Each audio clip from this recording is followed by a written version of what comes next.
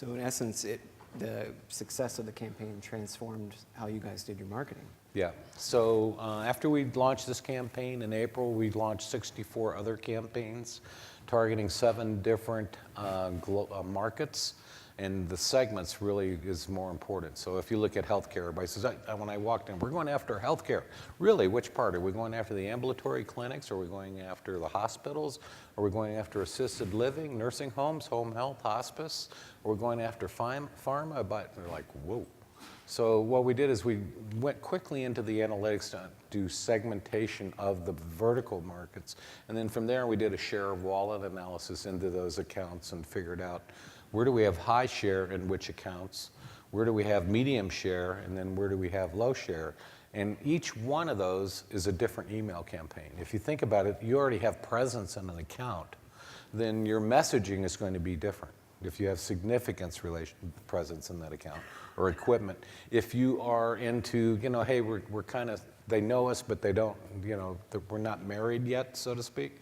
You have a different kind of email campaign, and then if they don't know anything about you, they've got the competitive equipment. So we really, we changed the culture on, it's not just do stuff, but let's really target, focus, and execute our campaigns at the appropriate account level.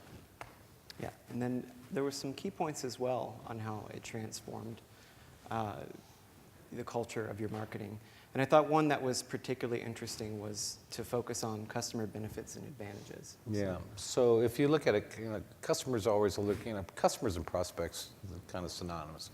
Always looking at what's in it for me, especially in the B2B world. I mean, it's what's in it for me. I've got a problem. We divide our products up inside industrial versus commercial, and I keep saying, hey, I can't imagine a facility manager waking up in the middle of the night going, oh my gosh, I got this industrial cleaning problem.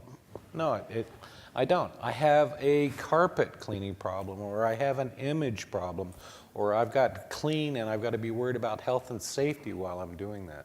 So we really focused on, hey, what's the benefits of the process and the solutions versus, hey, let me tell you about the B10 and the ability to take the burnishing pads off and within 3 minutes and turn it sideways, and then we've got this really cool bumper that makes sure that it doesn't hurt your walls, doesn't play. You all know this. Okay, Chris, real quick, we're going to walk through some of the key takeaways, and then mic runners, if you could get ready for any of the audience questions.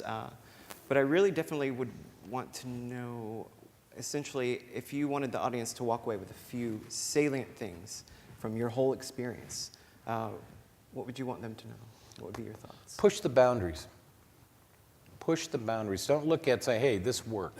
Yeah, that's cool that it worked. But go try something different. Go research and get to know your customers and your prospects more. Number one. Number two, do your segmentation.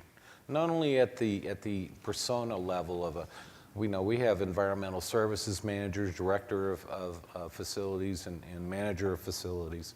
Not only at that level, but also look at your accounts and saying, hey, what do we estimate our share of wallet in each one of those accounts are? Because that's a different kind of messaging, a different kind of email, a different kind of call to action that you want to place. So really get into what I call multi-level segmentation. That's really important. The other thing is,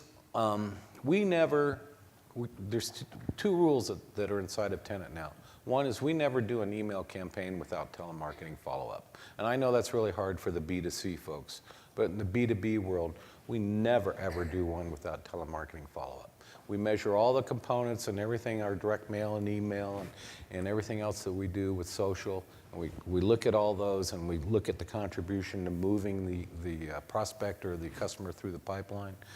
And what we found is telemarketing is absolutely key. I mean, think about it.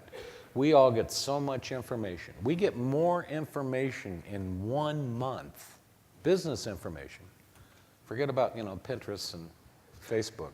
Business information than our grandparents got their entire lifetime. And that's accelerating.